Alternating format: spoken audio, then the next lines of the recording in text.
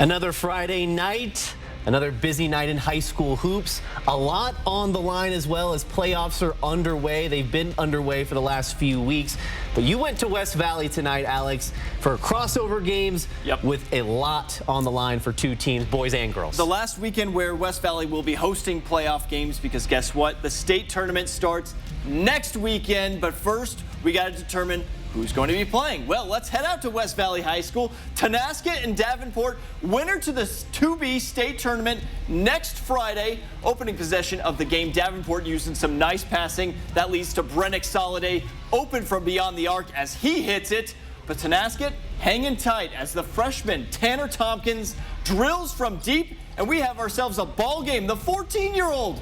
Look at him, Julian, making plays. Later in the first, the Gorillas going quick in transition. Tennessee Rainwater will drive to the basket and get the bucket to go and the foul. He's headed to the line.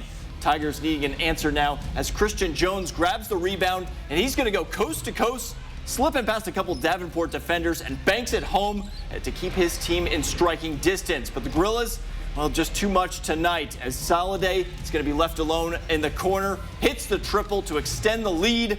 Then a few minutes later, it's going to be the Tigers off a missed layup. Jaeger Jacobson is going to heave this pass down court and hits Cash Colbert, and he's money for the layup as Davenport goes on to win this one 72-49 as they advance to the first round of the 2B tournament starting next week. But they're going to have to win one game to be playing in the Spokane Arena.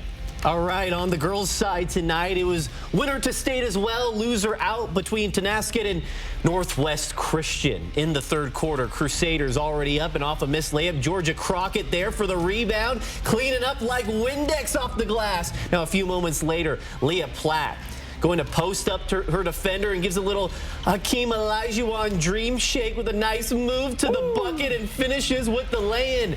After being down by double digits, the Tigers starting to mount a comeback. Jaylene Bello with a floater in the lane, gets it to go down and finishes through the contact too, but no call.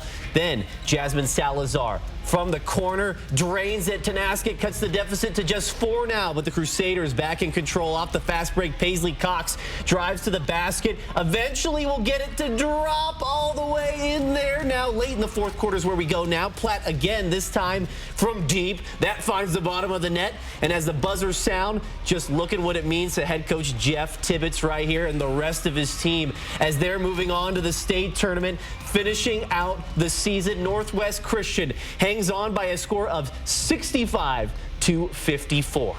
To the 5A Region 1 boys semifinal in Idaho, Lake City defeats Post Falls 73-33. Blake Buchanan and company will move on to the championship game next week. And who will they be playing? Well, it's Coeur d'Alene boys. They defeat Lewiston in double overtime, 57-54. So that sets up that big-time matchup between Coeur d'Alene and Lake City for the regional title game on Tuesday night. Should be fun.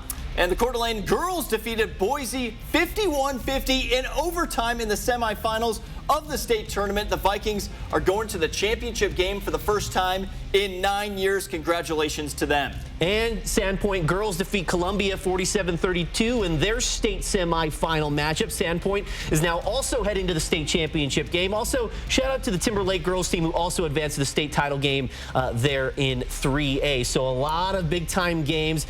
All these plays mean that much more, but we have some top ones coming up after the break. What's going on in the panhandle of Idaho is what I want to know. Yeah, a lot of really good teams. Blake Buchanan leading the way for Lake City. Coeur d'Alene teams are really good.